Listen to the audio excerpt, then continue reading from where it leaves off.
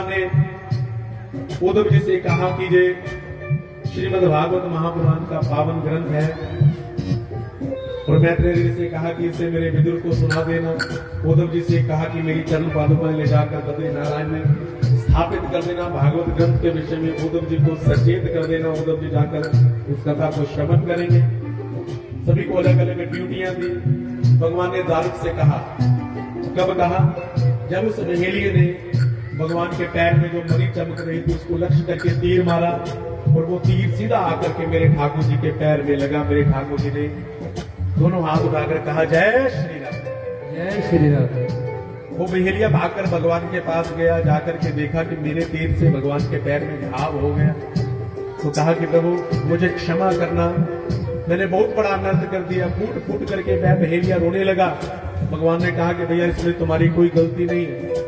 कर्म प्रधान विश्व करी राखा, जो जस कर ही स्वतः सफल चाखा।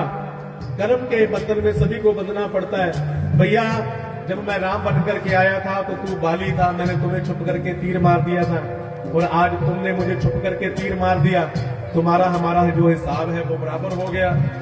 दारुक रोता हुआ भगवान के पास आया। भगवान ने कहा, जाओ द्वारिका वासियों से कह दो कि 7 दिन के अंतर्गत द्वारिका खाली कर दो। 7 दिन के बाद द्वारिका जो है वो समुद्र में डूब जाएगी। भगवान के शरीर से 3 ज्योतियां निकली। एक ज्योति सीधी भगवान के साकेत धाम को चली गई और एक ज्योति बंधुओं वृंदावन धाम में चली गई और भगवान वृंदावन बिहारी बन गए। आज भी हमारे ठाकुर जी वृंदावन में बिहार करते हैं। और तीसरी ज्योति श्रीमद् भागवत महापुराण की सरिता में आकर के विलीन हो गई। ये श्रीमद् भागवत महापुराण की कथा भी साक्षात मेरे ठाकुर जी का ही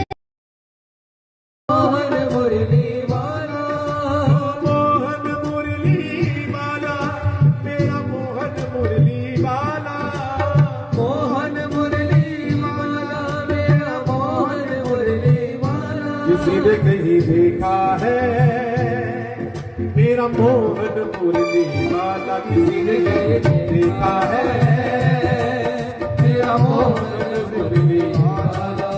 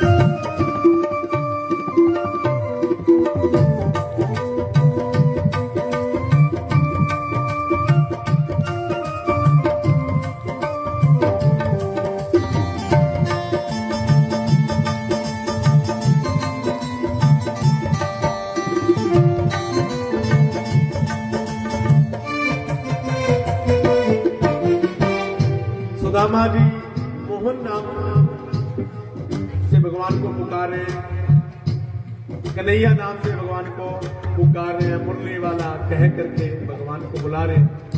लेकिन द्वारिका के जो वासी हैं, वहां के जो नागरिक हैं, वो भगवान को जिस नाम से जानते हैं वो नाम है अखिल कोटि ब्रह्मांड नायक राजाधिराज भगवान श्री द्वारिकाधीश महाराज।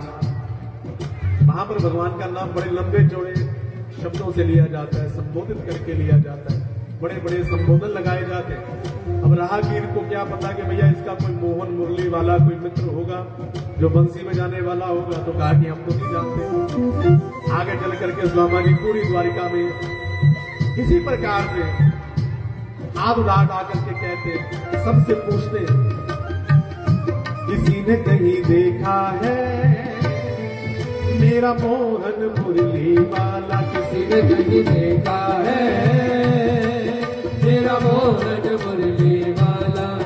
तो एक नागरिक जिसने सुदामा जी से कहा कि भैया उसका कोई अता पता कुछ न कुछ तो तुम्हारे पास होगा। तो कहा कि पता क्या, वो तो द्वारिका का राजा है, इतना बड़ा महाराज है, अब उसको तो सभी जानते होंगे।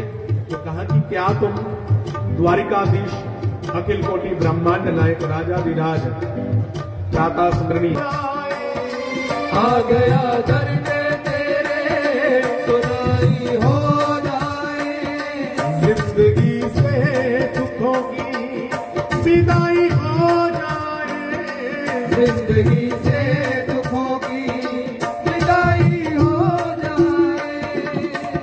ओ एक नजर कृपा की कर दो मानूंगा एहसान, मानूंगा एहसान।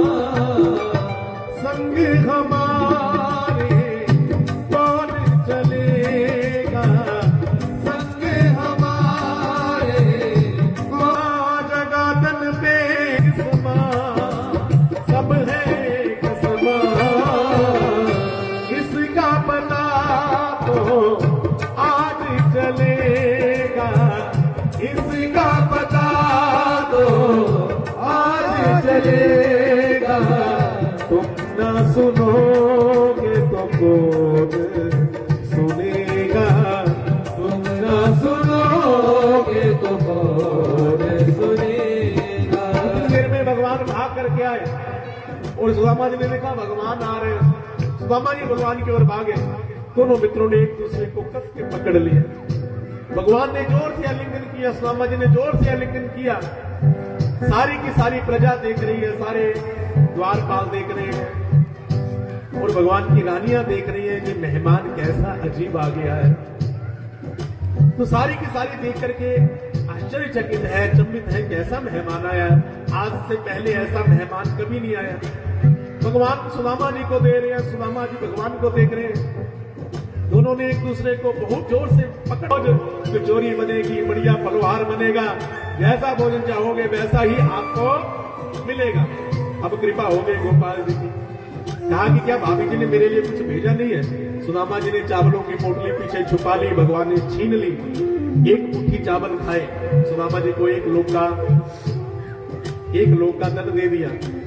दूसरी मुट्ठी चावल खाए, दूसरे लोक का दंड दे दिया। तीसरी मुट्ठी खाने लगे, रुक्मिणी मैया ने हाथ पकड़ लिए कि मारा सब कुछ सुदामा जी को दे करके क्या खुद सुदामा बनने की इच्छा है। कहा कि महाराज ज्यादा कच्चे चावल नहीं खाने चाहिए, पेट दर्द हो जाएगा, हमारे लिए भी कुछ प्रसाद छोड़ दो। कहा कि ये चावल जो है पूरी द्वारिका में छिड़कवा दो। आज ये चावल जो है वो हमारा अक्षय भंडार भर देंगे। भगवान ने सुदामा जी को रोका नहीं। सुदामा जी एक रात्रि रुके, अगले दिन सुदामा जी को भेज दिया। सुदामा जी तो रुकना चाहते थे लेकिन भगवान ने रोका नहीं। सुदामा जी जा रहे हैं। पहले तो मन में आया कि एक दो दिन रोक लेता, कुछ दे देता, मांगा नहीं, बिना मांगे ही दे देता, इसका क्या जाता। लेकिन सुदामा जी ने ना तो कुछ दिया, ना जाते हैं कभी उधर जाते हैं। सुदामा मंदिर देख डरे, सुदामा मंदिर देख डरे, सुदामा मंदिर देख डरे, सुदामा मंदिर देख डरे।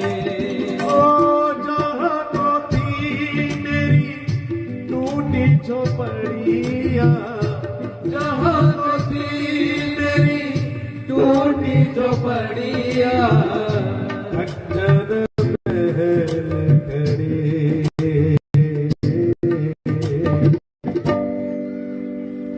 मंदिर देख डरे, सुदामा मंदिर देख डरे, सुदामा तेरे सिर पे सदा तेरा हाथ रहे, मेरे सिर पे सदा तेरा हाथ रहे, मेरे सिर पे सदा तेरा हाथ रहे। मुरली वाले तू हमेशा मेरे साथ रहे, मुरली